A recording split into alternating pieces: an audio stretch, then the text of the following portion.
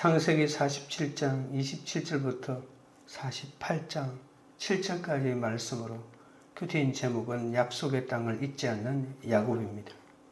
이스라엘 족속이 고센 땅에서 생육하고 번성하는 가운데 야곱은 요셉에게 자신이 죽으면 조상의 묘지에 장사해 줄 것을 부탁합니다. 후에 야곱이 병들자 요셉은 그의 두 아들을 데리고 야곱에게 갑니다. 야곱은 가나안 땅 루스에서 하나님이 주신 약속을 정언하면서 에브라임과 므낫세를 자기 아들로 삼습니다. 첫째로 가나안에 장사하기를 원하는 야곱입니다. 27절입니다. 이스라엘 족속이 애굽 고센 땅에 거주하며 거기서 생업을 얻어 생육하고 번성하였더라. 생육하고 번성한 이스라엘은 바로의 종이 된 애굽 백성과는 완전히 다른 길을 갑니다. 하나님의 약속 아래 거하며 말씀의 시냇가에 심긴 성도는 기근을 당해도 철을 따라 열매를 맺고 꽃 잎사귀가 마르지 않습니다. 이스라엘 족속이 애굽 고센 땅에 거하며 목축업을 하면서 생육하고 번성하여 숫자도 많이 늘어났습니다. 이것은 하나님께서 아브라함에게 주신 약속이고 야곱이 애굽으로 이주할 때 주신 축복이기도 합니다. 이스라엘은 큰 민족으로 성장하기 시작했습니다. 이스라엘이 많은 열매를 맺고 숫자가 많이 늘어났다는 이 번성이라고 하는 말은 창세기 1장 28절에 하나님이 그들에게 복을 주시며 하나님이 그들에게 이르시되 생육하고 번성하여 땅에 충만하라, 땅을 정복하라, 바다의 물고기와 하늘의 새와 땅에 움직이는 모든 생물을 다스리라 하시니라는 문화명령을 떠올리게 합니다. 출애굽기에서는 더 큰 성취를 기대하게 되죠. 하나님이 주신 축복은 더는 약속으로 머물지 않고 서서히 성취되고 있습니다. 하나님은 아브라함의 후손을 축복하셨고 약속을 따라서 자기 백성 이스라엘로 말미암아 바로와 그의 땅도 축복하시고 계십니다. 애굽과 이스라엘이 똑같이 번성해도 이스라엘은 깨닫는 능력이 있습니다. 생육하고 번성하는 이유는 하나님의 은혜이고 조상의 은혜이고 고센 공동체인 예배 공동체의 은혜임을 깨달아야 합니다. 요셉이 고난과 용서를 통해 예수님의 표상이 되고 그로 인해 애굽도 이스라엘도 복을 받게 되는 것 아니겠습니까?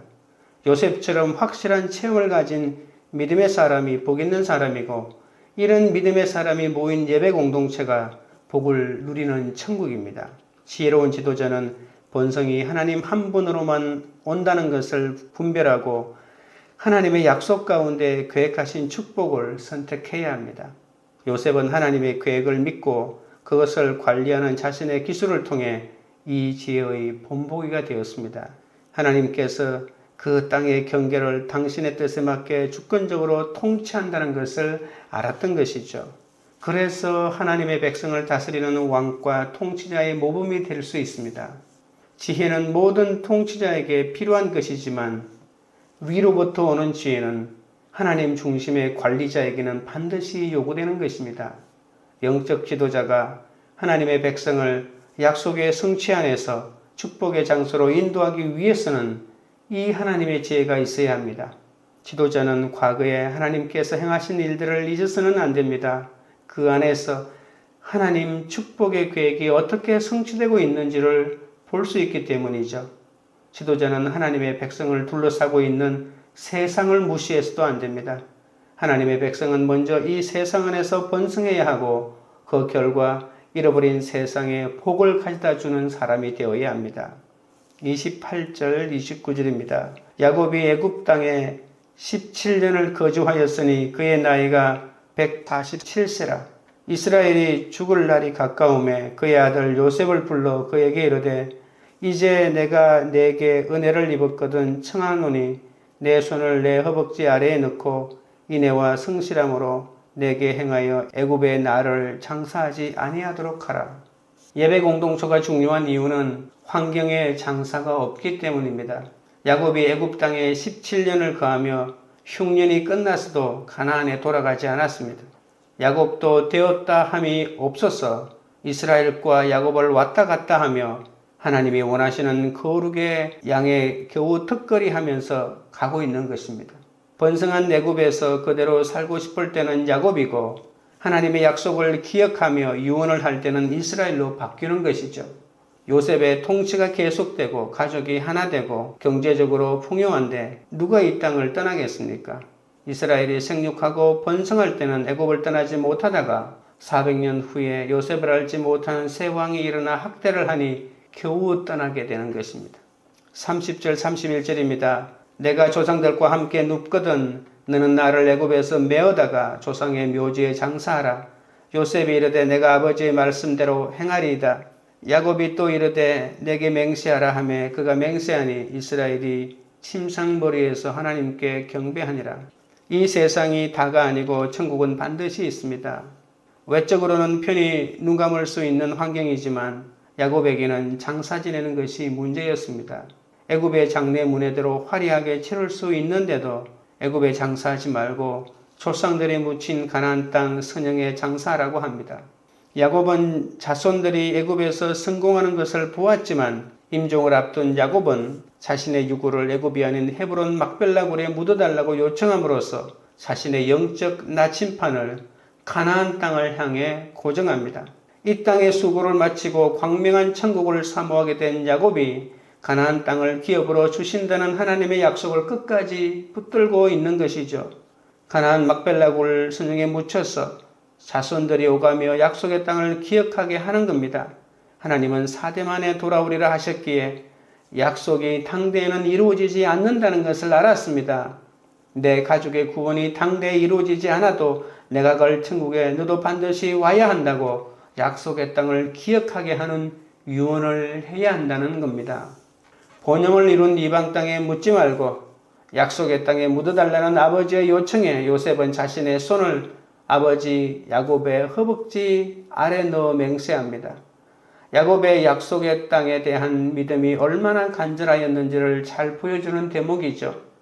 여전히 인간적인 야곱이지만 하나님께서 선히 여기시어 영적인 이스라엘로 바꾸고 침상머리에서 경배하게 합니다.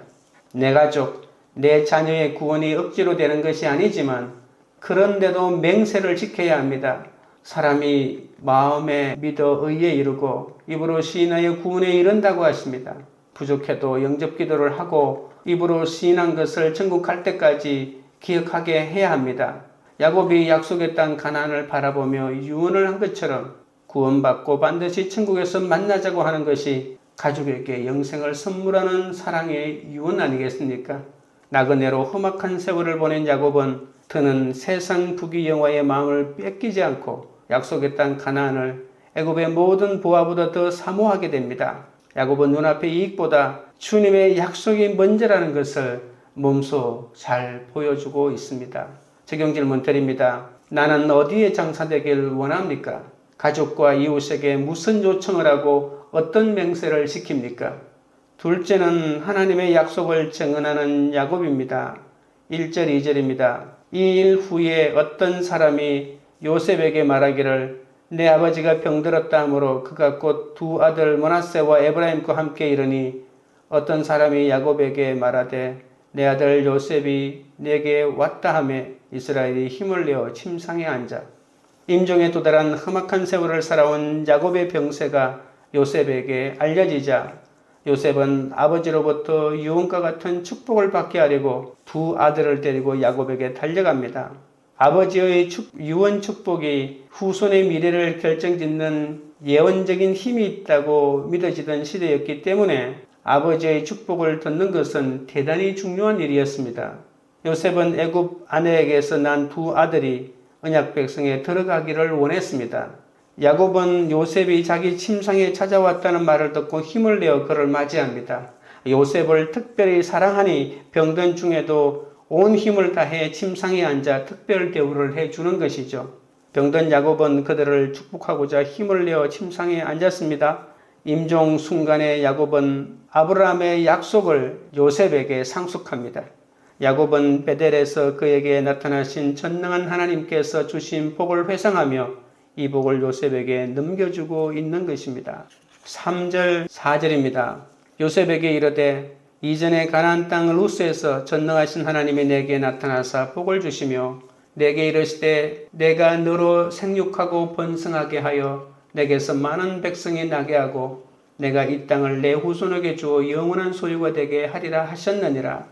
야곱은 침상에서 요셉에게 옛날 자신이 형 에서를 피해 도망갔을 때 베델에서 전능하신 하나님이 나타나 자신을 축복하여 자기에게 영원히 소유할 땅과 많은 민족을 이루는 복으로 축복하셨음을 다시 들려줍니다.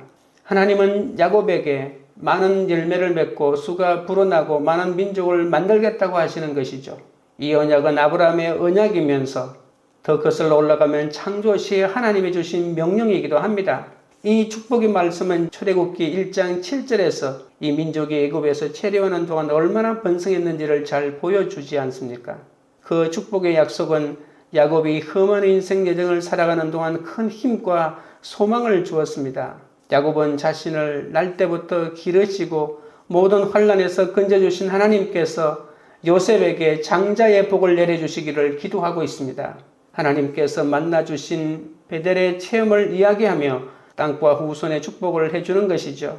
유다가 믿음의 계보를 이어갈 것을 알면서도 요셉에게 전능하신 하나님의 복이 이르기를 바라는 것이 야곱의 특별한 사랑 아니겠습니까?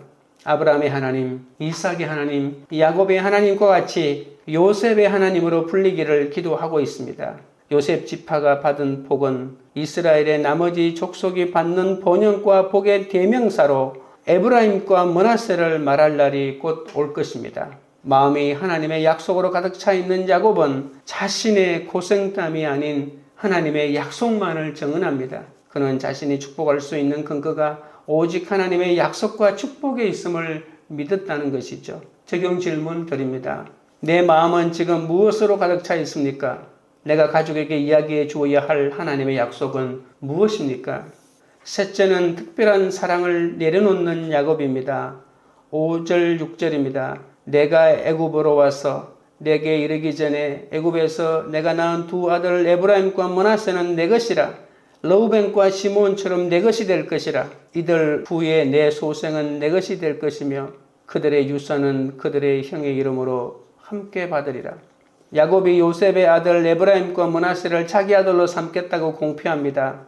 자식이 없던 라헬이 아들을 낳고 아들을 더 하기 원하신다는 뜻으로 지은 이름이 바로 요셉 아닙니까? 라헬에게 죄책감을 가진 야곱이 요셉의 아들을 양자로 삼았으라도 라헬에게 아들을 더하며 보상하고 싶었던 것이죠. 야곱의 아들로 인정되어 삼촌들과 같은 학렬에 오르게 됩니다. 요셉이 장자의 복을 받았다는 것은 그의 두 아들이 삼촌들과 같은 학렬로 격상되고 삼촌들의 지위를 부여받을 것이라는 데서 잘 드러납니다. 또한 요셉에게 두 몫의 유업을 주어 장자의 명분이 첫째 아들 르우벤이 아니라 요셉에게 있음을 선포합니다. 생물학적인 장자는 르우벤이지만 법적인 장자는 요셉이 되고 그 요셉의 축복을 두 아들이 대신 받아가는 것이죠. 그의 두 아들은 장자가 받는 2배의 기업을 대표하기 때문에 2배의 땅을 상속받는 장자의 명분을 차지하고 있습니다. 애굽에서 낳은 아들은 이방 여인과의 소생이기 때문에 정통성을 위해서도 에브라임과 므낫세를 야곱의 족보에 바로 넣게 되는 것입니다. 그러나 이후에 유다 자손은 믿음의 계보를 이어가지만 요셉 지파는 자취를 감추어 버립니다. 에브라임과 므낫세가 르우벤과 시므온처럼 될 것이라 했는데 살인한 르우벤과 시므온처럼 호전적인 지파가 되어서 남유다를 괴롭히는 북이스라엘의 원조가 되고 말죠. 7절입니다. 내게 대하여는 내가 이전에 밧닷에서 올 때에 라헬이 나를 따르는 도중 가나안 땅에서 죽었는데 그곳은 에브라까지 길이 아직도 먼 곳이라. 내가 거기서 그를 에브랏 길에 장사하였느니라. 에브랏은 곧 베들레헴이라. 야곱은 베들레헴 길에서 죽은 라헬을 떠올리며 라헬을 향한 자신의 특별하지만 집착에 가까운 사랑과 자신이 무심코 내뱉은 죽음의 저주가 라헬을 죽음에 이르게 했다고 마지막으로 고백하고 있습니다. 창세기 35장에 보면 야곱이 하나님의 명령을 받고 베델로 가는 길에서 라헬은 에브랏 길에서 죽음을 맞습니다. 원문을 보면 라헬의 죽음은 갑자기 죽었다는 뜻입니다. 라헬이 야곱 자신으로 인하여 죽었다는 것을 요셉 앞에서 지금 고백하고 있는 것이죠. 야곱이 외삼촌 라반에게서 떠나올 때 라헬이 이방 신상 드라빔을 훔쳤는데 야곱은 그것도 모른 채 외삼촌의 신을 가진 자는 살지 못할 것이라고 그 자리에서 저주한 적이 있습니다. 자신도 모르는 사이 라헬에게 죽음의 저주를 하고 만 것이죠. 그 후에 라헬이 에브랏길에서 죽고 자신의 저주로 라헬이 죽었다고 생각하니 그 소생인 요셉과 베냐민을 특별히 편애하지 않을 수가 없었던 것입니다. 나 때문에 라헬이 죽었다고 하는 그 죄책감 때문에 그 두 소생을 사랑할 수밖에 없었던 것이죠.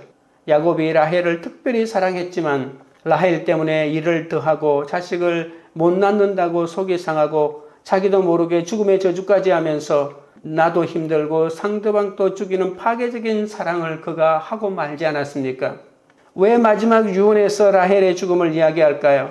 열조의 무덤 막벨라굴에 묻히지 못한 라헬의 안타까운 죽음을 말하며 아브라함과 이삭과 야곱의 하나님이 요셉에게 이어지기를 바라는 간절한 고백 때문입니다.